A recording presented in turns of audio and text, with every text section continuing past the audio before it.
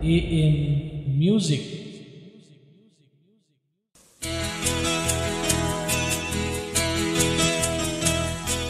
ପ୍ରେଜ୍ ଦ ଲର୍ଡ। ପ୍ରଭୁଙ୍କ ମହାନ ନାମକୁ ଧନ୍ୟବାଦ ଦିଏ। ପ୍ରଭୁଙ୍କର ମହାନ ଅନୁଗ୍ରହରୁ ଅଲୁନ୍ ମ୍ୟୁଜିକ୍ ମାଧ୍ୟମରେ ଆପଣମାନଙ୍କ ଗହଣରେ ପୁନର୍ବାର ପ୍ରଭୁଙ୍କର ବାକ୍ୟ କହିବା ନିମନ୍ତେ ପ୍ରଭୁ ସୁଯୋଗ ଦେଇଥିବାରୁ ତାହାଙ୍କ ନାମକୁ ଧନ୍ୟବାଦ ଦିଏ। ଆଜି ଯେଉଁ ବାକ୍ୟ ମାନେ ପାଠ କରିବା ଆପଣମାନେ ପାଇବେ ଗୀତ 103 ପର୍ବ 10 ପଦ। ସେ ଆମ୍ଭମାନଙ୍କ ପାପ ପ୍ରମାଣେ ଆମ୍ଭମାନଙ୍କ ପ୍ରତି ବ୍ୟବହାର କରିନାହାନ୍ତି, କିଏ ବା ଆମ୍ଭମାନଙ୍କର ଅଧର୍ମ ଅନୁସାରେ ଆମ୍ଭମାନଙ୍କୁ ପ୍ରତିଫଳ ଦେଇନାହାନ୍ତି। ସେ ଆମ୍ଭମାନଙ୍କର ପାପ ପ୍ରମାଣେ ଆମ୍ଭମାନଙ୍କ ପ୍ରତି ବ୍ୟବହାର କରିନାହାନ୍ତି। ଯେତେବେଳେ ଆମେ ଛୋଟ ଥିଲୁ, ଜଗତର ସମସ୍ତ ବିଷୟରେ ଅଜ୍ଞ ଥିଲୁ, ଆମେ ଯେତେ ଭୁଲ କଲେ ବି ସନ୍ଧ୍ୟାବେଳେ ଆମେ ମା ବାପାଙ୍କୁ କ୍ଷମା ମାଗୁ। ମା ବାପା ଆମମାନଙ୍କୁ ଶିଖେଇଥାନ୍ତି, ଭୁଲ କରିଛ ଯଦି କ୍ଷମା ମାଗ। ପୁନର୍ବାର ଆମେ କ୍ଷମା ପାଇକି ପୁଣି ବାରମ୍ବାର ଆମେ ସେ ଭୁଲ କରିଥାଉ, ପୁନର୍ବାର କ୍ଷମା ମଧ୍ୟ ମାଗିଥାଉ। ଆମମାନଙ୍କର ସଦାପ୍ରଭୁ ମଧ୍ୟ ସେହି ପ୍ରକାର। ଆମମାନଙ୍କର ସମସ୍ତ ପାପ ପ୍ରମାଣେ ସେ ଆମମାନଙ୍କୁ କ'ଣ କରିଛନ୍ତି? କ୍ଷମା ପ୍ରଦାନ କରନ୍ତି। ଆମମାନଙ୍କର ଅଧର୍ମରୁ ଆମମାନଙ୍କୁ ସେ କ'ଣ କରନ୍ତି? ଆମମାନଙ୍କୁ କୌଣସି ପ୍ରତିଫଳ ନ ଦେଇ ସେ ଆମମାନଙ୍କୁ ବାରମ୍ବାର କ୍ଷମା ପ୍ରଦାନ କରନ୍ତି। କାରଣ ସେ ଆମମାନଙ୍କୁ ପ୍ରେମ କରୁଥିବାରୁ, ଆମମାନେ ତାହାଙ୍କର ସନ୍ତାନ, ଆମମାନେ ତାହାଙ୍କର ମନୋନୀତ ବ୍ୟକ୍ତି ହେଇଥିବାରୁ ସେ ଆମମାନଙ୍କୁ ସମୟ ଦେଇଛନ୍ତି। ସମସ୍ତ ଅଧର୍ମରୁ ସେ ଆମମାନଙ୍କୁ କ'ଣ କରନ୍ତି? କ୍ଷମା କରନ୍ତି। ତାହାଙ୍କର ଯେତେ ବିରୁଦ୍ଧାଚରଣ କାର୍ଯ୍ୟ କଲେ ମଧ୍ୟ ସେ ଆମମାନଙ୍କୁ କ୍ଷମା ପରେ କ୍ଷମା ଦେଇ ଚାଲିଛନ୍ତି। କି ପ୍ରକାର କାର୍ଯ୍ୟ କଲେ ଆମେ ତାହାଙ୍କର ନିକଟବର୍ତ୍ତୀ ହେବା ଆଉ ତାହାଙ୍କର ଦଣ୍ଡର ପାତ୍ର ଆମେ ନ ହେବା। ଆମେ ଏଜ୍ରା ଦେଖିବା। ଏଜ୍ରା ତାର 9 ପର୍ବ 13 ପଦରେ ଲେଖାଯାଏ, ଆମ୍ଭମାନଙ୍କର ଅପରାଧର ଉଚିତ ଦଣ୍ଡରୁ ଉଣା ଦଣ୍ଡ ଆମ୍ଭମାନଙ୍କୁ ଦେଇଅଛ ଓ ଆମ୍ଭମାନଙ୍କର ଏପରି ଅବଶିଷ୍ଟ ଲୋକ ରଖିଅଛ। ଆମେ ଯେତେ ଅପରାଧ କଲେ ମଧ୍ୟ, ଯେତେ ଆମେ ଭୁଲ କାର୍ଯ୍ୟ କଲେ ମଧ୍ୟ, ଈଶ୍ୱର ବିଦ୍ରୋହୀ କାର୍ଯ୍ୟ କଲେ ମଧ୍ୟ ସେ ଆମମାନଙ୍କୁ କ'ଣ କରନ୍ତି? ସେତେ ମାତ୍ରାରେ ଦଣ୍ଡ ନ ଦେଇ ଆମମାନଙ୍କୁ କ'ଣ କରନ୍ତି? କ୍ଷମା ପରେ କ୍ଷମା କରନ୍ତି ଏବଂ ଅବଶିଷ୍ଟ ଲୋକମାନଙ୍କ ମଧ୍ୟରେ ସେ ଆମମାନଙ୍କୁ ବାସ କରିବା ନିମନ୍ତେ ସାହାଯ୍ୟ କରନ୍ତି। ସେଥିପାଇଁ ପରମେଶ୍ୱରଙ୍କ ନିକଟରେ ଆମେ କିଭଳି ବଞ୍ଚିବା, କିଭଳି ତାହାଙ୍କର ନିକଟବର୍ତ୍ତୀ ହେବା, ତାହାଙ୍କ ଦଣ୍ଡରୁ ଆମେ କି ପ୍ରକାର ଉଣା ପଡ଼ିବା। ଆମମାନଙ୍କର ଅପରାଧ ସବୁ ସେ କ'ଣ କରିବେ? ମାର୍ଜନା କରିବେ। ଯଦି ଆମେ ତାହାଙ୍କର ନିକଟବର୍ତ୍ତୀ ହଉ, ଯଦି ତାହାଙ୍କୁ ଧରି ଆମେ ଚାଲୁ। ଜାଣୁ ଜାଣୁ ଆମେ ଭୁଲ କରିବା ଓ ଅଜଣାତରେ ଭୁଲ କରିବା ସେଟା ଅଲଗା କଥା। ଯେତେବେଳେ ଆମେ ପରମେଶ୍ୱରଙ୍କର ଉପସ୍ଥିତିକୁ ଅନୁଭବ କରୁ ଆଉ ଜାଣି ଜାଣି ଭୁଲ କରୁ, ହଁ ପରମେଶ୍ୱର ତ ଅଛନ୍ତି, ପ୍ରଭୁ ତ ଆମମାନଙ୍କ ପାଇଁ ଅଛନ୍ତି ଆଉ ସେ ଆମମାନଙ୍କୁ ବାରମ୍ବାର ଆମମାନଙ୍କ ଭୁଲରୁ କ୍ଷମା କରିବେ ନା, ତାହା ନୁହଁ। ଯଦି ଆମେ ଅଜଣାତରେ କୌଣସି ଭୁଲ କରିଛୁ ଆଉ କ୍ଷମା ମାଗୁ, ତାହେଲେ ନିଶ୍ଚୟ ଆମେ କ୍ଷମା ପ୍ରାର୍ଥୀ ହେବା। ଆଉ ଯଦି ଜାଣି ଜାଣି ଆମେ ଭୁଲ କରୁ, ବାରମ୍ବାର ଭୁଲ କରୁ, ତାହେଲେ ପ୍ରଭୁ ଆମମାନଙ୍କୁ କ'ଣ କରିବେ? କ୍ଷମା ତ ଦେବେ, କିନ୍ତୁ ସବୁବେଳେ ଆମମାନଙ୍କ ନିମନ୍ତେ କ୍ଷମା କରିବେ ନାହିଁ। କାରଣ ଆମେ ଜାଣି ଜାଣି ତାହାଙ୍କର ଅଗୌରବ କରୁ। ଯେରିମିୟା 7 ପର୍ବ 23 ପଦରେ ଲେଖାଯାଏ, ମାତ୍ର ଆମ୍ଭେ ଆଜ୍ଞା ଦେଇ ସେମାନଙ୍କୁ ଏହି କଥା କହିଲୁ, ତୁମ୍ଭେମାନେ ଆମ୍ଭ ରବରେ ଅବଧାନ କର, ତହିଁରେ ଆମ୍ଭେ ତୁମ୍ଭମାନଙ୍କର ପରମେଶ୍ୱର ହେବା ଓ ତୁମ୍ଭେମାନେ ଆମ୍ଭର ଲୋକ ହବ। ପୁଣି ଆମ୍ଭେ ତୁମ୍ଭମାନଙ୍କୁ ଯେ ଯେ ପଥରେ ଚାଲିବାକୁ ଆଜ୍ଞା କରୁ, ସେ ସବୁ ପଥରେ ତୁମ୍ଭେମାନେ ଚାଲ, ତହିଁରେ ତୁମ୍ଭମାନଙ୍କର ମଙ୍ଗଳ ହେବ। ତାହାଙ୍କ ରବରେ ଅବଧାନ କରିବା, ତାହେଲେ ସେ ଆମମାନଙ୍କର କ'ଣ କରିବେ? ମଙ୍ଗଳ କରିବେ। ସେ ଆମର ପରମେଶ୍ୱର ହେବେ ଏବଂ ଆମେ ତାହାଙ୍କର ଲୋକ ହେବା। ସେ ଯେଉଁ ପଥରେ ଆମମାନଙ୍କୁ ଚାଲିବା ପାଇଁ କହନ୍ତି, ଆମେ ସେଇ ପଥ ଧରି ଚାଲିବା ଆବଶ୍ୟକ, ଯାହାଦ୍ୱାରା ଆମମାନଙ୍କର ଜୀବନକୁ ସେ କ'ଣ କରିବେ? ମଙ୍ଗଳମୟ କରିବେ। ତାହାଙ୍କର ଗୌରବ ନିମନ୍ତେ ଆମମାନଙ୍କୁ ସେ କ'ଣ କରିବେ? ବ୍ୟବହାର କରିବେ। ଆମମାନଙ୍କୁ ତାହାଙ୍କର ଦଣ୍ଡର ପାତ୍ର ନ କରି ଆଶୀର୍ବାଦର ପାତ୍ର ସେମାନଙ୍କୁ କରିବେ। ପ୍ରଥମ ସାମୁଏଲ 15 ପର୍ବ 22ରେ ଲେଖାଯାଏ, ସେପରିକି ହୋମ ବଳି ଦାନରେ ସଦାପ୍ରଭୁଙ୍କର ସନ୍ତୋଷ ହୁଏ। ଦେଖ, ଶୁଣିବା ବଳିଦାନ ଠାରୁ ଓ ମନୋଯୋଗୀ ହେବା ମେଷ ଓ ମେଦ ଠାରୁ ଉତ୍ତମ। ସେପରିକି ହୋମ ବଳିଦାନରେ ସଦାପ୍ରଭୁଙ୍କର ସନ୍ତୋଷ ହୁଏ। ଦେଖ, ଶୁଣିବା ଓ ବଳିଦାନ ଠାରୁ ମନୋଯୋଗୀ ହେବା ମେଷ ମେଦ ଠାରୁ ଉତ୍ତମ। ସେ କୌଣସି ବଳିଦାନ ଆମମାନଙ୍କ ଠାରୁ ଚାହାନ୍ତି ନାହିଁ। କୌଣସି ହୋମ ବଳି ଆମମାନଙ୍କ ଠାରୁ ଚାହାନ୍ତି ନାହିଁ। କୌଣସି ପ୍ରକାର ଆମମାନଙ୍କ ଠାରୁ ସେ କ'ଣ କରନ୍ତି? ଆମଙ୍କ ଠାରୁ ସେ ଏସବୁ ଚାହାନ୍ତି ନାହିଁ। କେମିତି ଆମେ ତାଙ୍କ ପଥରେ ଉତ୍ତମ ରୂପେ ତାହାଙ୍କ ପଥକୁ ଧରିବା, ଆଉ ତାହାଙ୍କ ନିମନ୍ତେ ମନୋଯୋଗୀ ମାନେ ହେବା, ତାହାଙ୍କୁ ଧରି ଚାଲିବା, ତାହାଙ୍କର ସମସ୍ତ ବିଧିକୁ ଅନୁସରଣ କରିବା, ସମସ୍ତ ଆଜ୍ଞା ଗୁଡ଼ିକ ଆମେ ଯେମିତି ମାନିବା, ଯାହାଦ୍ୱାରା କି ସେ ଆମମାନଙ୍କୁ କ'ଣ କରିବେ? ଆଶୀର୍ବାଦ କରିବେ। ତାହାଙ୍କ ପାଖରେ ନିଜକୁ ସମର୍ପଣ କରିବା ଦ୍ୱାରା ତାହାଙ୍କଠାରେ ଆମମାନେ ଯେପରି ବିଜାତି ପରି ଜୀବନ ନ କାଟୁ, ସମସ୍ତ ବିଷୟ ଆମେ ତାହାଙ୍କଠାରୁ ଆମେ ଜାଣୁ। ସେ ଆମମାନଙ୍କୁ ସମସ୍ତ ବିଷୟ ଶିକ୍ଷା ଦେଇଅଛନ୍ତି। এই ଜଗତରେ ଆମମାନଙ୍କୁ ବଞ୍ଚିବାର ଅଧିକାର ଦେଇଅଛନ୍ତି। ସତ୍ୟ କ'ଣ ତାହା ଜାଣିବା ନିମନ୍ତେ ଆମମାନଙ୍କୁ ତାହାଙ୍କର ପଥ ଦେଖାଇଅଛନ୍ତି। ସେଥିପାଇଁ ତାହାଙ୍କର ରବରେ ଆମମାନେ ମନୋଯୋଗୀ ହେବା। ସେ ଆମମାନଙ୍କୁ ଉଚ୍ଚ ସ୍ୱର କରି ଡାକୁଅଛନ୍ତି, ମୋର କନ୍ୟାଗଣ, ମୋର ପୁତ୍ରଗଣ, ମୋ ନିକଟକୁ ଆସ। କିନ୍ତୁ ଆଜି ଆମମାନେ ସେ ସ୍ୱରକୁ ଶୁଣି ମଧ୍ୟ ଜଗତର ଅନ୍ଧକାରରେ ମାତି ଆମମାନେ କ'ଣ ହେଉଛୁ? ଆମମାନଙ୍କର କର୍ଣ୍ଣ ବଧିର ହେଇଯାଉଛି। ଜଗତର ମନ୍ଦତା ଆମମାନଙ୍କୁ ଏତେ ପ୍ରକାର ଗ୍ରାସ କରିଅଛି, ଯାହାଦ୍ୱାରା ଆମେ ଈଶ୍ୱରଙ୍କ ନିକଟବର୍ତ୍ତୀ ହେବା ବଦଳରେ ଆମେ ଜଗତର ମନ୍ଦତାରେ ମାତି ତାହାଙ୍କର ନିମନ୍ତେ ଆମେ ମନୋଯୋଗୀ ହେଇପାରୁନାହୁଁ। ସେ ଚାହାନ୍ତି ନାହିଁ ଯେ ତାଙ୍କର ନିକଟବର୍ତ୍ତୀ ହେବାକୁ ହେଲେ ଆମମାନଙ୍କର ହୃଦୟରେ ବିଭିନ୍ନ ପ୍ରକାର ମନ୍ଦତା ଧରି ଆମେ ତାହାଙ୍କର ନିକଟବର୍ତ୍ତୀ ହେବା। ଆମମାନଙ୍କର ସେ ସମସ୍ତ ବିଷୟ ବିଜାତି ପରି, ଆମେ ମନ୍ଦିର ମଧ୍ୟକୁ ଯିବା ପରି ସେ ସମସ୍ତ ବିଷୟ ହବ।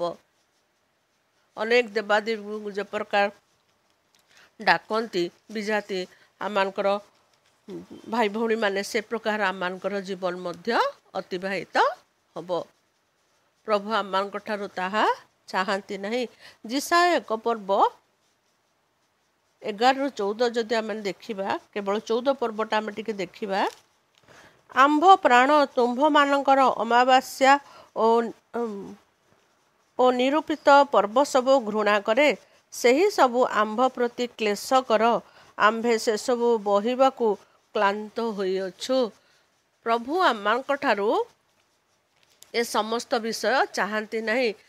ବିଭିନ୍ନ ପ୍ରକାର ରୀତିନୀତି, ପ୍ରତ୍ୟେକ ବାରକୁ ଧରି ଆମେ ଚାଲିବା, ପ୍ରତ୍ୟେକ ରୀତିନୀତିକୁ ଧରି ଚାଲିବା, ବିଜାତିମାନଙ୍କ ପରି ସ୍ୱଭାବ ଧରିବା, ଏବଂ ପ୍ରଭୁ ଆଜି ଅମାବାସ୍ୟା, କାଲି ପୂର୍ଣ୍ଣିମା, ଆଉ ଏଇଟା କଲେ ଏଇଟା ହେବ, ସେଇଟା କଲେ ସେଇଟା ହେବ, ଏଇ ପ୍ରକାର ବିଧି ପ୍ରଭୁ ଆମମାନଙ୍କ ଠାରୁ ଚାହାନ୍ତି ନାହିଁ।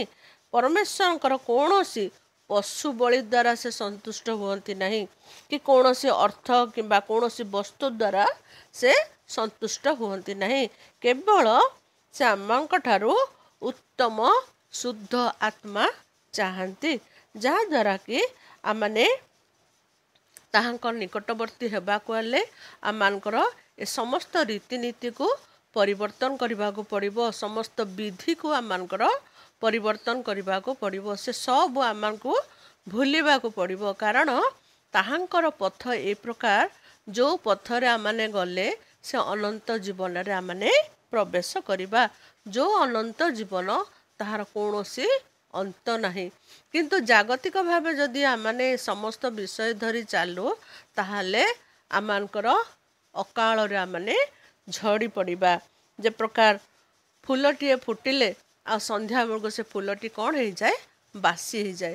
ସେଇ ପ୍ରକାର ଆମମାନଙ୍କ ଜୀବନ ମଧ୍ୟ ବାସି ଫୁଲ ପରି କ'ଣ ହେଇଯିବ, ଝଡ଼ି ପଡ଼ିବ। ପ୍ରଭୁ କିନ୍ତୁ ଆମମାନଙ୍କ ଠାରୁ ତାହା ଚାହାନ୍ତି ନାହିଁ, କାରଣ ଆମମାନେ ତାହାଙ୍କର ମନୋନୀତ ବ୍ୟକ୍ତି। ସେ ଆମମାନଙ୍କୁ ପ୍ରେମ କରିଥିବାରୁ ସବୁ ଅବସ୍ଥାରେ ସେ କ'ଣ କରନ୍ତି, ଆମମାନଙ୍କୁ କ୍ଷମା ପରେ କ୍ଷମା କରନ୍ତି। ଆମମାନଙ୍କର ଦୋଷ ଦୁର୍ବଳତାକୁ ଦୂର କରି ସେ ଆମମାନଙ୍କୁ ସମୟ ସୁଯୋଗ ପ୍ରଦାନ କରନ୍ତି। ଯିଶାୟ 1:16 ଲେଖାଯାଏ, ତୁମ୍ଭେମାନେ ଆପଣମାନଙ୍କୁ ଧୌତ କର, ଆପଣମାନଙ୍କୁ ସୂଚୀ କର, ପୁଣି ଆମ୍ଭ ଦୃଷ୍ଟିରୁ ଆପଣମାନଙ୍କର କ୍ରିୟାର ମନ୍ଦତା ଦୂର କର, କୁକ୍ରିୟା କରିବାକୁ ନିବୃତ୍ତ ହୁଅ। ପ୍ରଭୁ ଆମଙ୍କ ଠାରୁ କ'ଣ ଚାହାନ୍ତି? ଆମମାନେ ଯେପରି ଶୁଦ୍ଧ ସୁବର୍ଣ୍ଣ ପରି ପ୍ରଜ୍ୱଳିତ ହେବା, ପ୍ରଭୁ ତାହା ଆମମାନଙ୍କ ଠାରୁ ଚାହାନ୍ତି। ଆମମାନଙ୍କର ଜୀବନ ଯେମିତି ତାହାଙ୍କ ନିମନ୍ତେ ଝକଝକ କରିବ। ଆମମାନଙ୍କ ହୃଦୟରେ କୌଣସି ମନ୍ଦତା ରଖିବା ନାହିଁ। ଆମମାନେ ନିଜକୁ କ'ଣ କରିବା, ତାହାଙ୍କ ନିମନ୍ତେ ଶୁଦ୍ଧ ହେବା ଏବଂ ନିଜକୁ ସୂଚୀ କରିବା। ତାହାଙ୍କ ଦୃଷ୍ଟିରେ ନିଜର କୁକ୍ରିୟା ଗୁଡ଼ିକୁ ଆମମାନେ କ'ଣ କରିବା, ତ୍ୟାଗ କରିବା। ତାହେଲେ ସେ ଆମମାନଙ୍କର ଜୀବନକୁ କ'ଣ କରିବେ, ଆନନ୍ଦ ଦେବେ। ଆମମାନଙ୍କ ଜୀବନରେ ସେ ଆନନ୍ଦ ଭରିଦେବେ। ଅନ୍ୟର ଉପକାର କରିବା, ଅନ୍ୟର ମନ୍ଦତାରେ ଆମମାନେ ଯେପରି ନ ହସି ତାହାର ଦୁଃଖରେ ଯେପରି ଆମମାନେ ଠିଆ ହେବା ଏବଂ ନ୍ୟାୟ ବିଚାର ଦ୍ୱାରା ଆମମାନେ ଯେପରି ସତ୍ୟ ଅସତ୍ୟକୁ ଜାଣିବା, ତାହେଲେ ସେ ଆମମାନଙ୍କ ଜୀବନରେ କ'ଣ କରିବେ, ନୂତନତା ଭାବ ସୃଷ୍ଟି କରିବେ। ଯେ ପ୍ରକାର ପ୍ରେରିତ 17:25 ଲେଖାଯାଏ, କୌଣସି ଅଭାବ ଥିବାରୁ ମନୁଷ୍ୟ ହସ୍ତ ଦ୍ୱାରା ସେବିତ ହୁଅନ୍ତି ନାହିଁ, ଯେଣୁ ସେ ସ୍ୱୟଂ ସମସ୍ତଙ୍କୁ ଜୀବନ, ନିଶ୍ୱାସ ଓ ସମସ୍ତ ପଦାର୍ଥ ଦାନ କରନ୍ତି। ସେ ଈଶ୍ୱର ହୋଇ ମଧ୍ୟ ସେ କ'ଣ କଲେ, ପୁତ୍ର ହୋଇ ଜଗତକୁ ଆସିଲେ। ଆମମାନଙ୍କର ଜୀବନକୁ ସମ୍ଭାଳିବା ନିମନ୍ତେ, ଆମମାନଙ୍କ ଜୀବନକୁ ପରିବର୍ତ୍ତନ କରିବା ନିମନ୍ତେ, ନୂତନ ଜୀବନ ଦେବା ନିମନ୍ତେ ସେ କ'ଣ ହେଲେ, ଈଶ୍ୱର ରୂପୀ ହେଲେ ମଧ୍ୟ ନର ରୂପରେ ଜଗତକୁ ଆସିଲେ। ଆଉ ସେ ମନୁଷ୍ୟ ରୂପରେ ଆସି ଆମମାନଙ୍କର ପାପର ଭାର ସେ ବହନ କଲେ ଏବଂ ଆମମାନଙ୍କୁ ସେ ସୂଚୀ କଲେ, ପବିତ୍ର କଲେ ଏବଂ ନୂତନ ଜୀବନ ଆମମାନଙ୍କୁ ସେ ପ୍ରଦାନ କଲେ। ତାହାଙ୍କ ଦ୍ୱାରା ଆଜି ଜଗତରେ ସବୁ ବିଷୟରେ ଆମମାନେ ଆନନ୍ଦ ଉପଭୋଗ କରୁଅଛୁ। ତାହାଙ୍କର ସତ୍ୟତାକୁ ଯଦି ଜାଣି ଆମମାନେ ତାହାଙ୍କର ପଥ ଅନୁସରଣ କରିବା, ତାହାଙ୍କର ସ୍ୱଭାବକୁ ଆମମାନଙ୍କ ଜୀବନରେ ପ୍ରଥମ ସ୍ଥାନ ଦେବା, ସମସ୍ତ ମନ୍ଦତାରୁ ଆମମାନେ ରକ୍ଷା ପାଇବା, ତାହେଲେ ସେ ଆମମାନଙ୍କର ସମସ୍ତ ମନ୍ଦତାରୁ ସେ ଆମମାନଙ୍କୁ କ'ଣ କରିବେ, ରକ୍ଷା କରିବେ ଏବଂ ତାହାଙ୍କର ନିକଟବର୍ତ୍ତୀ କରିବେ ଏବଂ ତାହାଙ୍କ ନିମନ୍ତେ ଆମମାନଙ୍କୁ ଆଶୀର୍ବାଦରେ ପୂର୍ଣ୍ଣ କରିବେ। ସେଥିପାଇଁ ସମୟ ଥାଉ ଥାଉ ଆମେ ନିଜକୁ ପରିବର୍ତ୍ତନ କରିବା ଏବଂ ଅନ୍ୟମାନଙ୍କୁ ମଧ୍ୟ ଆମେ ପରିବର୍ତ୍ତନ କରିବା ନିମନ୍ତେ ସେଇ ଚେଷ୍ଟା କରିବା, ଯାହାଦ୍ୱାରା କି ସେ ଆମମାନଙ୍କର ପାପ ପ୍ରମାଣେ କ'ଣ କରିବେ, ଆମମାନଙ୍କର ଦଣ୍ଡ ଭୋଗକୁ କମ୍ କରିବେ, ଆମମାନଙ୍କୁ ସେ ସମ୍ଭାଳିବେ, ଆମମାନଙ୍କୁ ସେ ଆଶୀର୍ବାଦରେ ପୂର୍ଣ୍ଣ କରିବେ। ଆମେ ଯେପରି ଜଗତରେ ଅଛୁ, ଆଜି ଜଗତରେ ଅଛୁ, ହୁଏତ କାଲି ଆମମାନେ ଏ ଜଗତରେ ନଥିବା, କିନ୍ତୁ ତାହାଙ୍କ ନିମନ୍ତେ ଆମେ କ'ଣ ଧରି ସେଇ ଅନନ୍ତ ପଥର ଯାତ୍ରୀ ହେବା। ସେଥିପାଇଁ ସମୟ ଥାଉ ଥାଉ ଆମମାନଙ୍କୁ ନିଜକୁ ପ୍ରସ୍ତୁତ ହେବାକୁ ପଡ଼ିବ ଆଉ ସମସ୍ତ ଅଧର୍ମରୁ ଆମମାନଙ୍କୁ ନିଜକୁ ରକ୍ଷା କରିବାକୁ ପଡ଼ିବ ଏବଂ ତାହେଲେ ସେ ଆମମାନଙ୍କୁ ସୁନ୍ଦର ପ୍ରତିଫଳ ପ୍ରଦାନ କରିବେ। ଆମମାନଙ୍କ ଜୀବନରେ ନୂତନତା ସ୍ୱଭାବ ସେ ଆମମାନଙ୍କୁ ଭରିବେ। ପ୍ରଭୁ ଆମ ସମସ୍ତଙ୍କୁ ଆଶୀର୍ବାଦ କରନ୍ତୁ। ଏ ଛୋଟ ବାକ୍ୟ ଦ୍ୱାରା ଆମମାନଙ୍କର ଜୀବନ ଯେପରି ତାହାଙ୍କ ନିମନ୍ତେ ପ୍ରତିଫଳିତ ହେଉ। ଆମେନ୍। ପ୍ରାର୍ଥନା କରିବା। ହେ ପବିତ୍ର ପିତା, ଗୌରବମୟ ରାଜା, ତୁମ ନାମର ଧନ୍ୟବାଦ କରୁଛୁ ପିତା। ତୁମେ ଯେ ଆମମାନଙ୍କୁ ଆଜି ସୁନ୍ଦର ଦିନ ଦେଖିବାକୁ ଦେଲ, ତୁମର ଉପସ୍ଥିତି ଦେଲ ପିତା, ସେଥିପାଇଁ ତୁମର ଗୌରବ ପ୍ରଶଂସା କରୁଛୁ। प्रभु गो आमर भूल दोष अपराध को तुम्हें क्षमा करवा परमेश्वर आमने जेते अबाटे गले मध्य प्रभु तुमर पथरे तुम्हें आम को कढ़ेवा परमेश्वर आमर समस्त दोष दुर्बलता को दूर करी प्रभु तुम्हें आम को सजाग जीवन प्रदान कर तुमर उपस्थिति दे आम प्रत्येक जीवन को अधिकार कर बापा आमने अयोग्य नगण्य धीनहीन पिता तुम निकट निजक रखुचु आमर मन आत्मा प्राण को तुम्हें अधिकार कर जगतर मंदतार आम जपरी भासी न जाऊ पिता आमने तुम आड़े जपरी लक्ष्य रखिबु तुम आड़े ऊर्ध्व दृष्टि करिबु पिता हाँ प्रभु आमने तुमर से महानता को बुझीपारू से प्रकार दया कर सुंदर समय देच से धन्यवाद आज जेते जन प्रभु ये वाक्य शुणी शुणवे समस्त को तुम्हें आशीर्वाद कर ए वाक्य द्वारा तुम्हें कथा कह कारण तुम एकमात्र जीवित राजा आम प्रार्थना श्रवणकारी परमेश्वर